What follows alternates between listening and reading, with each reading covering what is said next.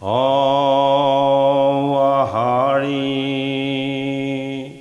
Ora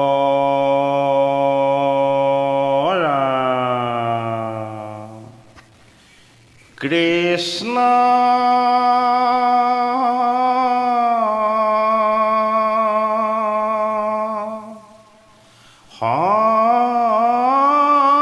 Shankara Guru Hari Rama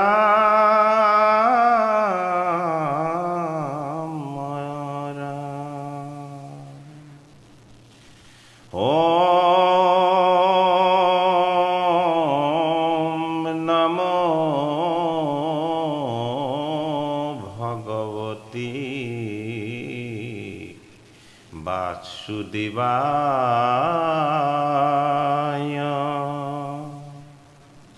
হে কৃপালু বৈষ্ণৱ সমস্ত আমি ক্ৰমশ আগবঢ়াই অহা ভাগৱতৰ একাদশ স্কন্ধৰ নিমি নৱসিদ্ধ সংবাদ পাঠ পৰ্যালোচনালৈ আমি আপোনাসৱক সেৱা জনাইছোঁ। আমাৰ আজি পাঠ পুনৰ আছে দুলৰী চন্দ্ৰ নিমিক প্ৰবুদ্ধ সিদ্ধৰ মায়াতৰণৰ উপায় নিৰ্দেশ। হে প্ৰবোধ বদতি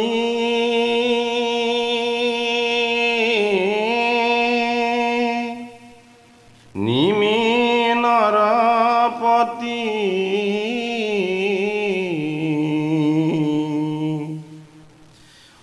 শুনি মোক মহাৰথ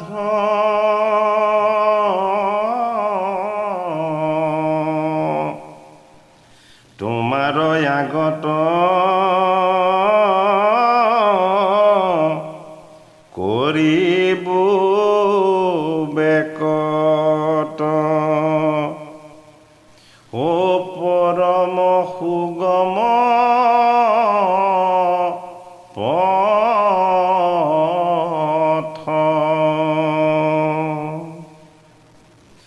হে কৃষ্ণ কেশৱাত্মা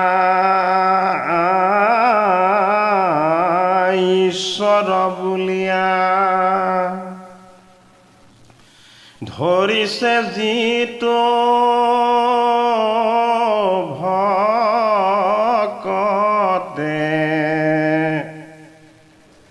তাহাঙ্ক পৰম বান্ধৱ বুলিয়া মানিবে মনে সততে তাহান সহিতে কৰি এক প্ৰীতি বসিয়া এক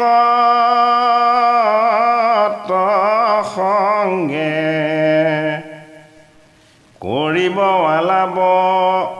কৰিব আলাপ তেজিবে সন্তাপ গাইব হৰি গুণ সংগে হে মাধৱৰ জন্ম গুণ নাম কৰ্ম নিৰিবেয়াক সঘনে একতো শুনিব কীৰ্তন কৰিব স্মৰিব কতো মনে হে কৃষ্ণৰ চৰিত্ৰ পৰম পবিত্ৰ হেনয় মানি মনে তাহাকে কহিব তাহাকে মঠিব অন্য অন্বেষৰ বক্ষণে ও এক প্ৰাণ হুয়া অশ্ৰদ্ধা অসুয়া এৰিব কৰ্কশবাদ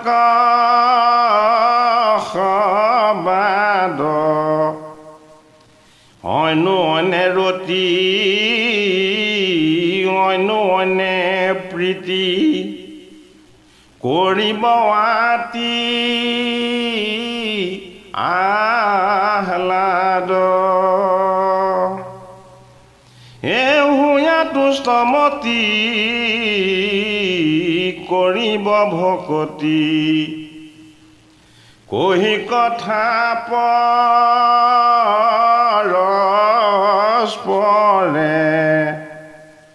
তেবেশে সমস্ত দুখ হৈব অন্ত এ সুখে সংসাৰ কতৰে।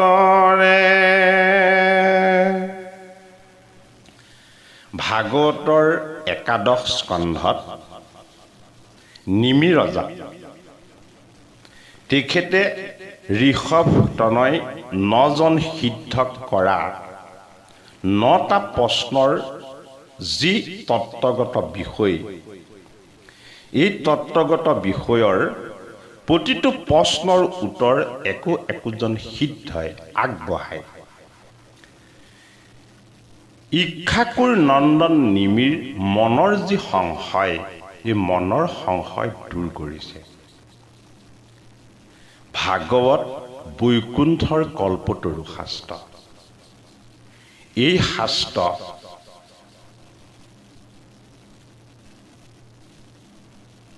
ভগৱন্ত কৃষ্ণৰ বাংময় মূৰ্তি, ভগৱন্তৰ নিগুণ মূৰ্তিৰ নিৰাকাৰ তত্ত্ব ভাগৱতে প্ৰতিপাদন কৰিছে। ভাগৱত শাস্ত্ৰৰ শ্ৰৱণ কীৰ্তন আৰু মননৰ যোগেদি ভগৱন্ত কৃষ্ণৰ শুদ্ধ সত্য ৰূপক প্ৰত্যক্ষ কৰা যায় আৰু ভগৱন্তৰ একান্ত ভক্তি অনুসৰণ কৰা যায়। এই একাদশ স্কন্ধত সিদ্ধগণক নিমি ৰজাই যি প্ৰশ্ন কৰিছিল, সেই প্ৰশ্নৰে জগতৰ হৰিৰ মায়ানো কি, এই হৰিৰ মায়াৰ কথা বিকত কৰিলে অন্তৰীক্ষ সিদ্ধই। অন্তৰীক্ষ সিদ্ধই হৰিৰ মায়াৰ কথা বিকত কৰাত নিমি ৰজাই ভয় পালে। মায়াৰ ত্ৰাসত তেওঁ ত্ৰাসিত হোৱা যেন অনুভৱ কৰিলে। সিদ্ধগণে নিমি ৰজাৰ মায়াৰ প্ৰতি ভয় দুখ দেখি এই মায়াক কেনেদৰেনো অতিক্ৰম কৰি মায়াপতি ঈশ্বৰ কৃষ্ণৰ অৰুণ চৰণ দৰ্শন পাব পৰা যায়, সেই ব্যৱস্থাটো নিমিক প্ৰবুদ্ধ সিদ্ধই আগবঢ়াইছে। প্ৰবুদ্ধ সিদ্ধই নিমি ৰজাক মায়াতৰণৰ যি উপায়, এই উপায় প্ৰথমতে ক'লে যে তুমি গুৰুৰ উপদেশত, যিজন গুৰু পাণ্ডিত্যৰে পৰিপূৰ্ণ লগতে ভক্তিৰ সংস্কাৰেৰে সৈতে শুদ্ধ, তেনেজন গুৰুৰ পৰা তুমি মহাভাগৱত শাস্ত্ৰ ভগৱন্তৰ ভক্তিৰ তত্ত্ব তুমি গ্ৰহণ কৰি ভগৱন্ত কৃষ্ণৰ চৰণ একান্ত চিত্তে যদি তুমি ভক্তি কৰা বা ভজা, তেতিয়াহ'লে তুমি এই সংসাৰৰ মায়াৰ পৰা তুমি উদ্ধাৰ হ'ব পাৰিবা। ইয়াৰ উপৰিও সাধু সন্ত মহন্তসকলৰ জীৱনৰ যোগচৰ্যা ব্ৰত আৰু নীতি নিয়ম, এই সমস্তখিনিক পালনৰ যোগেদিও সিদ্ধসকলে, সাধুসকলে, সন্তসকলে, মহন্তসকলে জগতৰ ঈশ্বৰ কৃষ্ণৰ পৰম পবিত্ৰ কৃপাৰ প্ৰসাদ লাভ কৰি জীৱনৰ মায়াক তৰণ কৰিব পাৰিছে। আৰু নিমি ৰজাক প্ৰবুদ্ধ সিদ্ধই মায়াতৰণৰ উপায় দান কৰি বিভিন্ন উপায়বিলাক ভাগৱত ভক্তিৰ ধৰ্ম, ভকত আৰু ভগৱানৰ উপাসনা একত্ৰ তত্ত্ব কৰি বিদিত কৰাৰ লগতে শেষত ক'লে যে ভগৱন্ত কৃষ্ণৰ পৰম পবিত্ৰ কৃপাৰ প্ৰসাদৰ বাহিৰে ভগৱন্ত কৃষ্ণৰ নিৰ্মল ভকতিৰ বাহিৰে এই জগতত মায়াৰ তৰণৰ দ্বিতীয় কোনো শ্ৰেষ্ঠ উপায় নাই। সেইবাবেই নিমিৰজাই পুনৰ নিমিৰজাক পুনৰ প্ৰবুদ্ধ সিদ্ধই মায়াতৰণৰ কাৰণে পবিত্ৰ উপায় নিৰ্দেশ কৰিছে। আৰু এই উপায়ত ক'লে যে ভগৱন্ত কৃষ্ণস্বৰূপ ঈশ্বৰক যিজন ভকতে পৰমাত্মা বুলি হৃদয়ত উপাসনা কৰিছে, যিজনে ভগৱন্ত কৃষ্ণকেই পৰম বান্ধৱ বুলি মানি লৈছে আৰু সেইমতে চলিছে, তেনেধৰণৰ ভকতৰ সংগত তুমি বহি ভগৱন্তৰ কৃষ্ণৰ গুণ কীৰ্তন যশ আৰু লীলাক তুমি শ্ৰৱণ কীৰ্তন কৰি আনন্দ মনেৰে তুমি হৰিৰ গুণ যশ কীৰ্তন কৰিবা। জগতৰ ঈশ্বৰৰ জন্ম কৰ্ম আৰু লীলা এই সমস্তক তুমি সঘনে ভগৱন্তৰ গুণ কীৰ্তন কৰি তেওঁৰ লীলাৰ যশ গুণবিলাকক তুমি মনেৰে স্মৰণ কৰিবা। কৃষ্ণৰ চৰিত্ৰই হ'ল পৰম পবিত্ৰ বস্তু, তুমি ইয়াক মনেৰে মানি ল'বা। তাকে যদি তুমি কৰিব পাৰা তেতিয়াহ'লে তোমাৰ মনত মন্থন হ'ব ভগৱন্তৰ কৃষ্ণৰ গুণ যশ আৰু লীলা, ভগৱন্ত কৃষ্ণৰ পৰম পবিত্ৰ চৰিত্ৰৰ শ্ৰৱণ আৰু কীৰ্তনে তোমাৰ মন প্ৰাণ সমস্তখিনিক এক কৰিব। তোমাৰ হৃদয়ত থকা অশ্ৰদ্ধা অসূয়া কৰ্কশবাদ বা মনৰ বেয়া বিসম্বাদবিলাক বা বেয়া ভাৱবিলাকক তোমাৰ পৰা আঁতৰ কৰি ভগৱন্তৰ ভকতৰ লগত ভগৱন্তৰ কৃষ্ণ কথাৰ যি ঐকান্তিক সুখ আৰু আনন্দ এইবিলাকক তোমাক সাক্ষাৎ কৰাব। তুমি সৰ্বদা ভগৱন্ত কৃষ্ণৰ কথা শ্ৰৱণ কৰি মনেৰে তুমি সদায় সন্তুষ্টি অনুভৱ কৰিবা। আৰু যেতিয়া এই ক্ৰম তোমাৰ ক্ৰমান্বয়ে চলি থাকিব তেতিয়া তোমাৰ সমস্ত জীৱনৰ মায়াৰ পৰা অহা যি দুখ, এই দুখবিলাক তোমাৰ শেষ হ'বলৈ ধৰিব আৰু সংসাৰখনক তুমি সুখেৰে তৰণ হোৱাৰ উপায় লাভ কৰিবা। এই পাছে কমতি কৰন্তে ভকতি এফলকে মায়াৰ ফান্দ শুনিও যিমতে আপোন মনতে মিলয় পৰ মানন্দ ও যাৰ নাম চয় শুনিলে মাত্ৰকে এহুৱে পাপৰা নাশ হেনয় হৰিক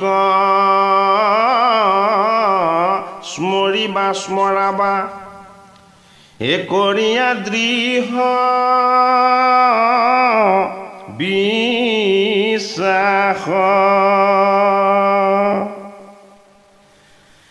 তুমি মনক সন্তুষ্ট কৰি ভকতৰ সংগত ভগৱন্তৰ কথা শ্ৰৱণ কীৰ্তন আনন্দ অনুভৱ কৰি সংসাৰ সাগৰৰ পৰা তুমি সুখেৰে পাৰ হ'ব পাৰিবা। আৰু এইদৰে যদি তুমি ভগৱন্ত কৃষ্ণৰ গুণ কীৰ্তনৰ ভকতি কৰা তেতিয়াহ'লে তোমাৰ মনত পৰম আনন্দ তুমি অনুভৱ কৰিব পাৰিবা।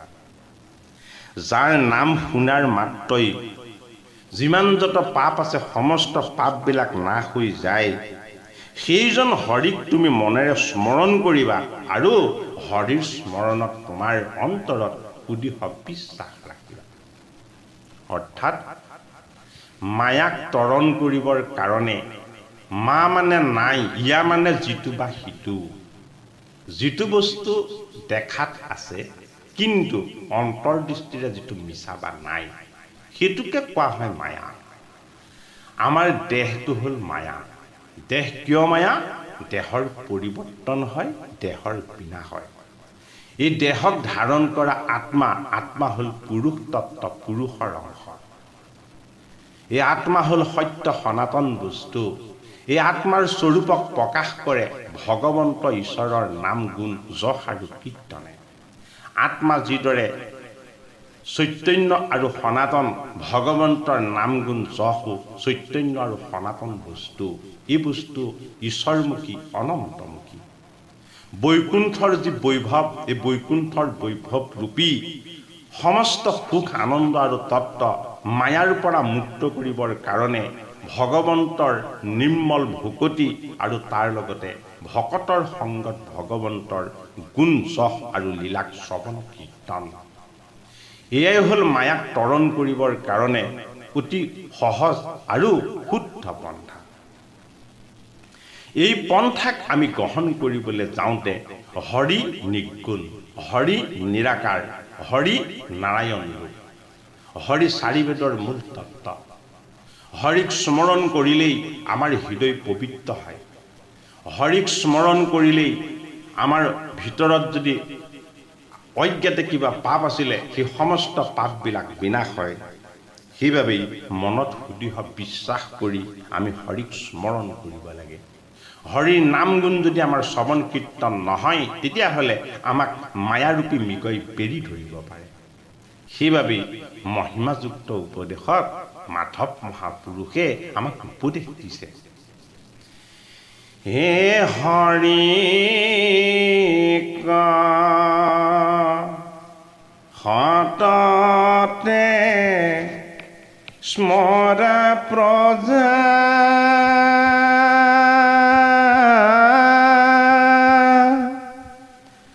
ও সমস্ত ধৰ্মৰে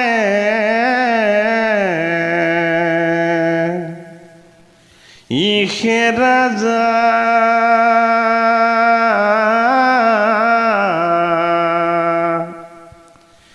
ও হৰি সুমৰণে সিজয়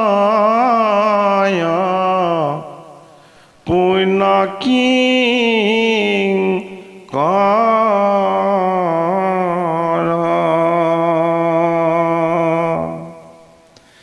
ও নপাহৰি বাহা কদাচিত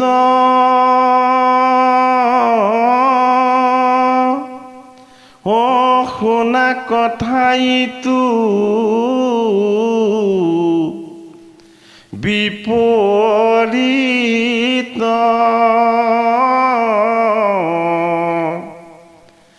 ও হৰি পাহৰিলে সিজে পনিৰ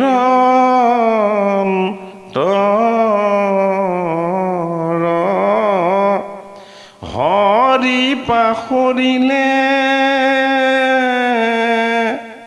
সিজে পনিৰ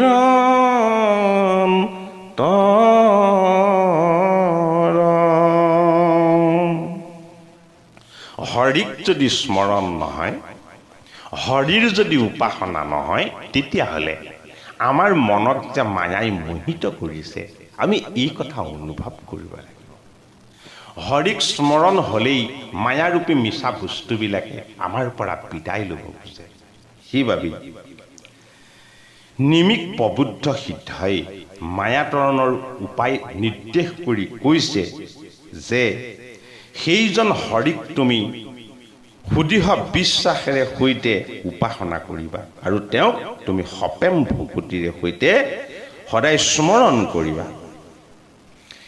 এই তান্ত মন মাজে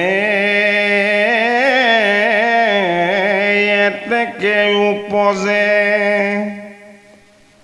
পৰম প্ৰেম ভকতি তনু পুলকিত হোৱে ৰোমাঞ্চিত আনন্দে আকুলৱাতি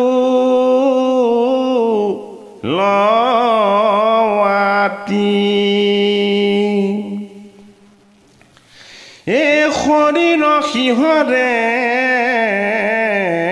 লোতক নিগৰে দ্ৰৱে চিত্ৰৱাতিশয়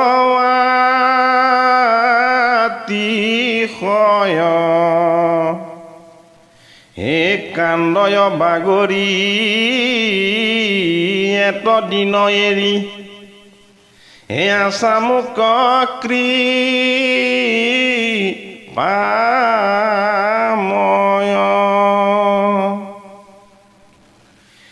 হে হয় স্ফুৰতি কৃষ্ণৰ মূৰ্তি মনত থাকে আকুলি এ চিন্দে মায়া ফান্দ উপজে আনন্দ একতহা শেষ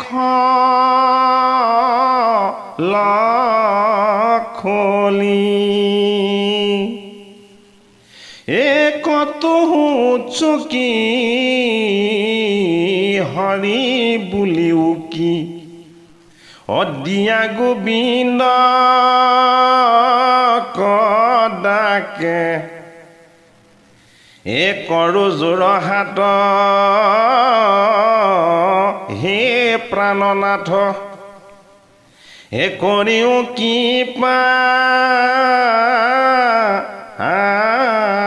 আমাকে হে মিলে আখৰিষ মনত হৰিষ একত ঠেনি কৰে হে ফুৰে জুমি জুমি কৈ ক যাইবা তুমি অচাম্পদিয়া যে নধৰে এ চিন্তি চক্ৰ পানী অলৌকিক বাণী এ বোলোকতো কদাচিত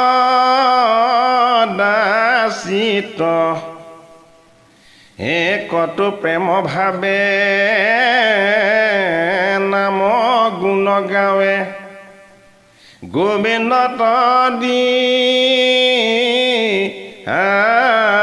আচিত এ কৰে কৃষ্ণ লীলা জিমতে কৰিলা এ পুতনা ৰস্ত পান হে ধৰি চক্ৰবাত পাৰয় শিলাত হে বকক কৰে নিৰ্জান হে অৰ্জুন উভঞ্জে লৱনুক ভুঞ্জে হে গোপীৰ বহাই উৎসুক হে যতে কৌসুৰ কৰে মুখী মূৰ হে অৰিষ্ট অঘ ধেনুক হে দুষ্ট সৰ্পকালী সদৰণিকালী হে বনবনী কৰে পান হে কতো লীলা কৰি গোবৰ্ধন ধৰি হে গোকুলক ৰে ত্ৰাণ প্ৰবুদ্ধ সিদ্ধাই নিমিৰজাক জনালে যে হে নিমিৰাজন ভগৱন্তৰ পৰম পবিত্ৰ কৃষ্ণৰ চৰিত্ৰ তুমি যদি কীৰ্তন কৰি ভগৱন্ত কৃষ্ণক হৃদয়তেই পাইছোঁ বুলি সেই আনন্দত যদি তুমি দ্ৰৱীভূত হৈ তুমি যদি তেওঁৰ গুণেৰে সৈতে আনন্দ অনুভৱ কৰি যদি তুমি নৃত্য কৰি ভগৱন্তৰ কৃষ্ণৰ কথা কীৰ্তন কৰি কৰি তুমি যদি হাঁহিব পাৰা, তুমি যদি কান্দিব পাৰা, তুমি যদি খেলিব পাৰা, যদি তুমি ভগৱন্ত কৃষ্ণৰ গুণ কীৰ্তন যশ আৰু লীলাৰ চৰিত্ৰৰ শ্ৰৱণ কীৰ্তনেৰে তুমি যদি কৃষ্ণময় আনন্দত বৃন্দাবনৰ নৃত্যক সাক্ষাৎ কৰিব পাৰা, তেতিয়াহ'লে ভগৱন্ত কৃষ্ণৰ গুণ যশ আৰু লীলাৰ যি পৰমাৰ্থিক তত্ত্ব, এই পৰমাৰ্থিক তত্ত্ববিলাকক তুমি সাক্ষাৎ কৰিব পাৰিবা। ভগৱন্ত কৃষ্ণস্বৰূপ ঈশ্বৰক যিজনক চকুৰে নেদেখি, যিজনৰ কোনেও হাতেৰে স্পৰ্শ কৰিব নোৱাৰে, সেইজনক সপেম ভক্তি আৰু তেওঁ গুণযশ লীলাৰ মাজত তুমি বিচাৰি পাবা অনুভৱেৰে সৈতে। সেই পৰম আনন্দময় অনুভৱেৰে তুমি চক্ৰপাণিক তুমি যেন হাতেৰে চুবলৈ পাইছা, তুমি যেন চকুৰে দেখিবলৈ পাইছা, তুমি যেন গোবিন্দৰূপী গুৰুৰ কৃপাত সমস্ত ঈশ্বৰৰ তত্ত্বৰ মাজত যেন নিজেই বিলীন হৈ যাব পাৰিছা। এনে পৰম পবিত্ৰ আনন্দ তোমাৰ হৃদয়ত অনুভৱ হ'ব। তুমি অনুভৱ কৰিব পাৰিবা কৃষ্ণস্বৰূপ ঈশ্বৰৰ পৰম পবিত্ৰ কথা কীৰ্তন কৰি থাকোঁতে থাকোঁতে তোমাৰ মনৰ তৃষ্ণাৰূপী পুতনাজনীক ভগৱান কৃষ্ণই যেন বধ কৰি পেলাইছে। তোমাৰ মায়াৰূপী তৃষ্ণাই কেৱল মোহ আৰু মায়াৰ ফালে ধাবিত হ'ব খুজি থকা তোমাৰ চঞ্চল তৃষ্ণা নামৰ অজ্ঞানৰূপী এই পুতনাগৰাকীক কৃষ্ণই বধ কৰি ভক্তিৰূপী ভগৱানৰ পৰম পবিত্ৰ তত্ত্বক তোমাৰ হৃদয়ত যেন সাক্ষাৎ কৰাইছে। তুমি অনুভৱ কৰিবা জীৱনৰ দুখ কষ্ট আৰু মায়াৰ যিমানবিলাক চক্ৰবাদ স্বৰূপ যান্ত্ৰণা আছে, এই যান্ত্ৰণাবিলাকক তুমি অতিক্ৰম কৰিব পাৰিছা জগতৰ ঈশ্বৰ কৃষ্ণৰ একান্ত সপেম ভকতিৰ যোগেদি, তেওঁ গুণযশ আৰু লীলাৰ কীৰ্তনৰ যোগেদি। ভগৱন্ত কৃষ্ণৰ গুণ কীৰ্তন লীলাৰ মাজত তুমি যি আনন্দ অনুভৱ কৰিবা, এই আনন্দই তোমাক মায়াৰ পৰা মুক্ত কৰিব। যিদৰে ভগৱন্ত কৃষ্ণই গোকুলবাসীৰ দুখ যান্ত্ৰণা আৰু কষ্টস্বৰূপ চক্ৰবাতক বধ কৰি সমস্তখিনি বাদ বিষ ৰোগ ব্যাধি এই সমস্তবিলাকৰ পৰা গোকুলৰ পদাক মুক্ত কৰিছিল। তোমাৰ গোকুলৰূপী ভক্তিৰ পাৰত ভগৱন্ত কৃষ্ণস্বৰূপ ঈশ্বৰৰ সান্নিধ্য তুমি ইমান গভীৰভাৱে অনুভৱ কৰিবা যে ভগৱন্ত কৃষ্ণই যিদৰে অজ্ঞানৰূপী অৰ্জুনক ভঞ্জন কৰি জ্ঞানৰূপী দিব্য জ্যোতিৰ তত্ত্ব প্ৰকাশ কৰি কুবেৰৰ দুজন তনয় কেৱল লাগে লাগে লাগে, কেৱল মোৰে হক ধন আৰু ধান, এই জড়চিন্তনবিলাকক চৈতন্য ঈশ্বৰ কৃষ্ণৰ পৰম তত্ত্ব ভক্তিলে উন্নীত কৰিব। হয়তো তোমাৰ মনত বৈৰাগ্য আহিব, জীৱনৰ লাগে লাগে মায়ামোহৰ বন্ধনৰ বিষয়বিলাক মায়াতৰণৰ উপায় হৈ জগতৰ ঈশ্বৰ কৃষ্ণৰ যশ গুণ আৰু লীলাৰে মোৰ জীৱন উপচি পৰক। জড় হৈ বৃক্ষ সদৃশ মায়া আৰু মোহেৰে সৈতে জামাল অৰ্জুন হৈ পুৰুষ আৰু প্ৰকৃতিৰ সমস্তখিনি অসাৰ্থক সাৰ্থক কৰি ভগৱন্ত কৃষ্ণস্বৰূপ ঈশ্বৰে যেন তোমাক উদ্ধাৰ কৰিছে। অজ্ঞানৰূপী উৰালৰ পথালি জংকাৰত তোমাৰ জ্ঞান বিদ্যা বুদ্ধি আৰু ভক্তিৰ তত্ত্ব যেন তোমাৰ হৃদয়ত প্ৰত্যক্ষ হৈছে। যিদৰে জামাল অৰ্জুন ৰূপী অজ্ঞান আৰু অবিদ্যাক ভগৱন্ত কৃষ্ণই উৰালেৰে সৈতে টানি উদ্ধাৰ কৰিছিল, ভগৱন্ত কৃষ্ণৰ একান্ত ভক্তিয়ে তোমাকো মায়া আৰু মোহৰ বিষয় বন্ধনৰ পৰা উদ্ধাৰ কৰিব। তোমাৰ হৃদয়তে বহি থকা যত যিমান আসুৰিক বৃত্তি আছিলে, অৰিষ্ট অঘ ধেনুকা কোধৰূপী কালী, কোধৰ হদৰূপী কালীহদ, এইবিলাকক ভগৱন্ত কৃষ্ণৰ কীৰ্তনে তোমাৰ ভক্তিৰ সৰোবৰলৈ ৰূপান্তৰ কৰিব। তোমাৰ হৃদয়ত থকা কোধৰূপী কালী বধ হ'ব, অহংকাৰ ৰূপী দুষ্ট কালী তাৰ পৰা মুক্ত হ'ব। ভগৱন্ত কৃষ্ণৰ সপেম ভক্তিয়ে এই কালীৰূপী তোমাৰ কোধ আৰু লোভৰ হদটোক ভগৱন্ত কৃষ্ণৰ ভক্তিৰ সৰোবৰলৈ ৰূপান্তৰ কৰিব।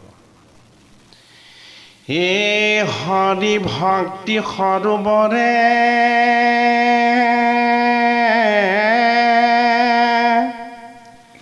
সন্তোষয় অমৃত জলে,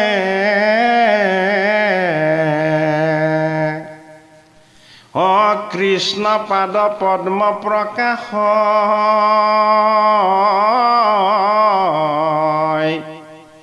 হে ৰাম নাম ৰাজহংস চানি আৱাৰা বকৰে, হে শুনিয়াতি কৌতুক আমি লায়া শুনিয়াতি কৌতুক আমি লায়া।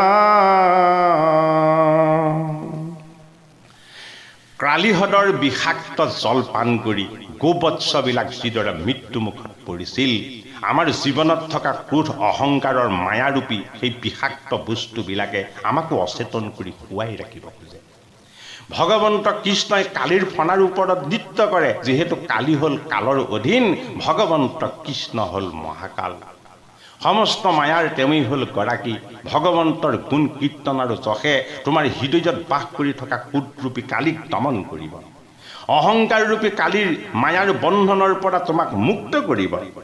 ভগৱন্ত কৃষ্ণৰ পৰম পবিত্ৰ ভক্তিয়ে তোমাৰ কোধ বাস কৰা এই বিষাক্ত হৰটোক ভগৱন্ত কৃষ্ণৰ পাদপদ্মৰ অৰুণ চৰণ দৰ্শন পোৱা ভক্তিৰ সৰোবৰ ৰূপে নিৰ্মাণ কৰিব। যিটো হ্ৰদত ভগৱন্ত কৃষ্ণৰ ৰাম নাম ৰূপে ৰাজহংস অৰ্থাৎ পৰম তত্ত্ব আত্মতত্বৰ ৰূপে কেলি কৰিব। ভগৱন্ত কৃষ্ণৰ গুণ যশ আৰু লীলাৰ পবিত্ৰ ভক্তিৰ সংস্কাৰে তোমাৰ কালিৰূপী কোধৰ হ্ৰদৰ পৰা ভক্তিৰূপী সৰোবৰত তোমাক নিৰ্বাস কৰাই যিদৰে জগতৰ হৰিয়ে গোবৰ্ধনক ধাৰণ কৰি সমস্ত গোকুলৰ প্ৰজাক ৰক্ষা কৰিছিল, গুৰুৰূপী গোবিন্দৰ ভক্তিৰ পৰম পবিত্ৰ তত্ত্বই তোমাক উদ্ধাৰ কৰিব। বেদময় সমস্ত জ্ঞানৰ আলয়, সমস্ত শাস্ত্ৰৰ নয় আৰু বিচাৰ ভগৱন্ত কৃষ্ণৰ নিগুণ নাম গুণ শ্ৰৱণ কীৰ্তন ভক্তি আৰু তেওঁৰ চৰিত্ৰৰ গুঞ্জক লীলাৰ অভিনয়, এইবিলাকৰ মাজতেই তুমি সাক্ষাৎ কৰিব পাৰিবা। ভগৱন্ত কৃষ্ণৰ পৰম পবিত্ৰ চৰিত্ৰ তুমি যেতিয়া শ্ৰৱণ কীৰ্তন কৰিবা, তোমাৰ তেতিয়া মায়াৰ পৰা তুমি মুক্ত হৈ যাবা, তুমি গমেই নাপাবা। হে দশনয় ভাৰী কুবলয় মাৰি হে কত পক্ষীৰ অংগশালা হে কান্ধে হস্তিদান্ত লোকক দেখান্ত হে যেনে গোপাল লীলা হে মই কৃষ্ণ বুলি ধৰিয়াম ফালি ও চাৰিয়া মাৰ মাল এ ঘণ্টা কলাৰিয়া ভূমিত পাৰিয়া এ কৰে কংসৰায়ৰ কাল। এই মালৰূপী তোমাৰ বাহুৰ বলৰ যি অহংকাৰ, কংস ৰায়ৰূপী ৰাজসিক আৰু তামসিক তোমাৰ যি অহংকাৰ, ভগৱন্ত কৃষ্ণৰ একান্ত ভক্তিৰ যোগেদি এইবিলাক বধ হ'ব, এইবিলাকৰ বিনাশ হ'ব। ভগৱন্ত কৃষ্ণৰ সপ্ৰেম ভক্তিৰ যোগেদি কংসৰাই স্বৰূপ দুৰ্জন বুদ্ধিবিলাক, ৰাজসিক তামসিক আৰু অহংকাৰবিলাক, মালৰূপী বাহুৰ বল আৰু শক্তিবিলাক আত্মবলৰ দৰ্শনৰ ফালে গতি কৰিব। পৰমাত্মাৰ কৃষ্ণৰ পৰম দৰ্শন, ভক্তিৰ আনন্দৰ যি ঐত্যান্তিক সুখ, এই সুখক ভগৱন্ত কৃষ্ণৰ গুঞ্জক লীলাই তোমাৰ হৃদয়ত বিদিত কৰাব। এইবিলাকৰ যোগেদি ভগৱন্তই ৰচনা কৰা এই ভয় লগা মায়াক তুমি তাৰণ কৰিব পাৰিবা, এই বুলি নিমি ৰজাক প্ৰবুদ্ধ সিদ্ধই উপদেশ দিছে। হে ৰাম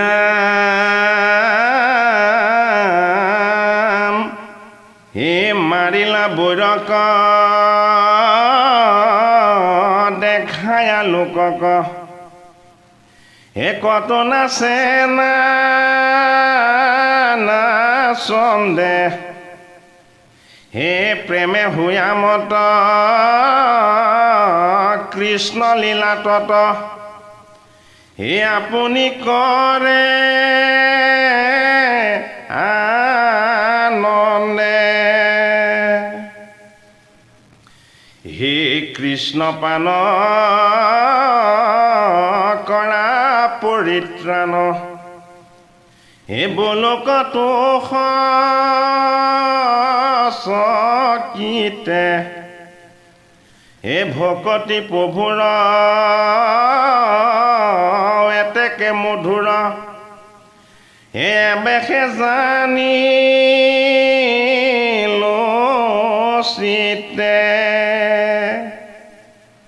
ও হৰি ৰখে বুলি কৃষ্ণতে সমূলি হে মজে মন জীৱ প্ৰাণ হে গৃহ শৰীৰকো পাশৰে সবাকো হে নৰহে কাহা তো জ্ঞান হে কতহু মূৰ্তি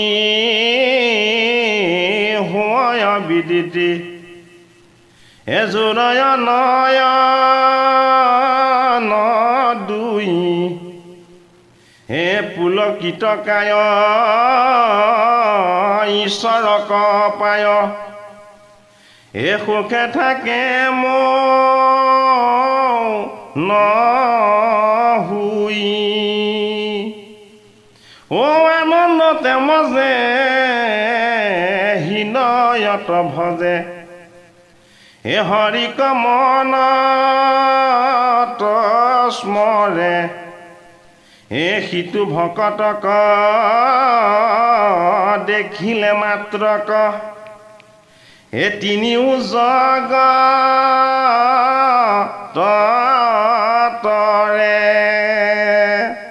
ভগৱন্ত কৃষ্ণৰ গুণ যশ আৰু লীলাৰ সপ্ৰেম ভক্তিৰ মহিমা নিমিৰজাক ভাগৱতৰ একাদশ স্কন্ধত প্ৰবুদ্ধ সিদ্ধই মায়াতৰণৰ উপায় হিচাপে যেন দৰ্শন কৰালে। হে নিমিৰজা, ভগৱন্ত কৃষ্ণৰ সপ্ৰেম ভকতিত বিগলিত হৈ যিজনে কৃষ্ণৰ নৃত্য কৰে, যিজনে ভগৱন্ত কৃষ্ণক পালো পালো বুলি হৃদয়েৰে অনুভৱ কৰি ভগৱান কৃষ্ণৰ গুণ যশ আৰু লীলাৰ আনন্দত যিজন উন্মত্ত হৈ সপ্ৰেম ভক্তিৰে ভগৱন্তৰ কাৰণে যি চকুলোটোকে বা খিলখিলকে হাঁহে, সেইজন ভকতক যদি তুমি দৰ্শন কৰা, সেইজন ভকতক যদি তুমি প্ৰণাম কৰা, তিনিও তলুক্যৰ ঈশ্বৰক কৰা প্ৰণামৰ লগত সেই সেৱা আৰু সৎকাৰ কোনো গুণেই কম নহ'ব। ভগৱন্ত কৃষ্ণ আৰু ভগৱন্ত কৃষ্ণৰ ভকতবৎসল ভগৱানে সপ্ৰেম ভক্তি কৰা ভকতক শ্ৰদ্ধা কৰিলে ভকতৰ যোগেদি ভগৱন্তৰ গুণ যশ আৰু লীলাৰ প্ৰকাশ হয়। এই ভকতক তুমি সেৱা সৎকাৰ কৰি ভকতৰ সংগতি ভগৱন্তৰ কৃষ্ণৰ যি সান্নিধ্য, এই সান্নিধ্যক তুমি অনুভৱ কৰিব পাৰিবা। ভকতেহে মূৰহিদি জানিবা নিশ্চয়, ভকত জনৰ জানা আমি সেই হৃদয়। হে যত গৃহবাস বিষয় আলাপ বিলাপ অদেখে সমস্ত কে মিছা হে কৃষ্ণৰ চৰণ সেৱা দেখে মন হে মুকুতি কোনাইছা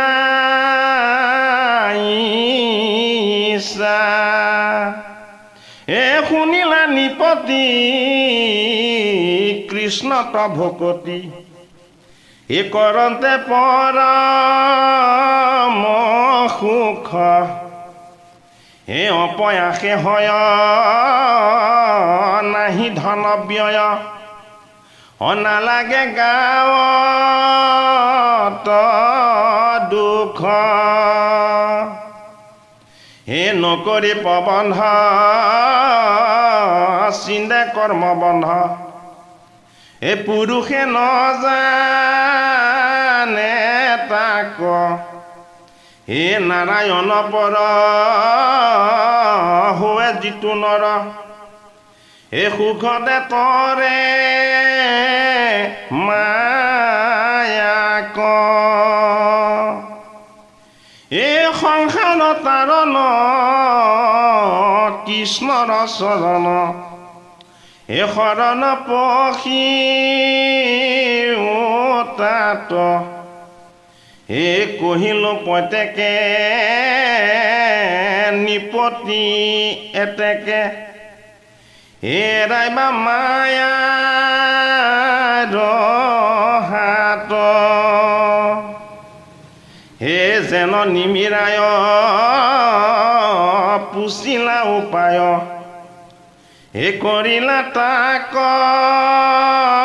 প্ৰকাশ হে হেন শুনি ৰাজা সমজ্জাৰ প্ৰজা হে সবেও পাইলা ও লাখ হে হৰিনাম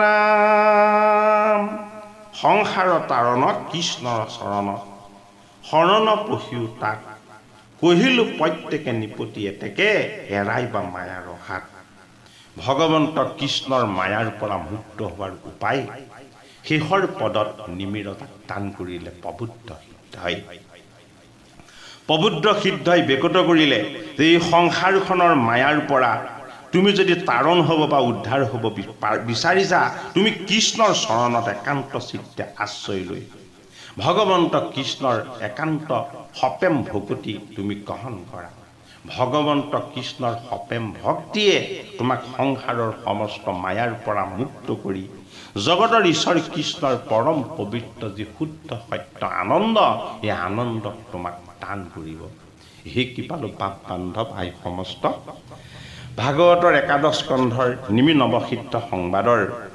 এইভাগী পাঠ আৰু পৰ্যালোচনাৰ আমি ইমানতে সামৰণি হিৱা ধৰিছোঁ অহাভাগী পাঠ আৰু পৰ্যালোচনাত নৱসিদ্ধক নাৰায়ণ ৰূপ বৰ্ণনা কৰিবলৈ অনুৰোধ আৰু পিপ্পলায়ন সিদ্ধৰ দ্বাৰা নাৰায়ণ ৰূপ বৰ্ণনা কৃষ্ণ ও হৰি ও ৰাম জয় গুৰু শংকৰ কৃষ্ণ মাধৱ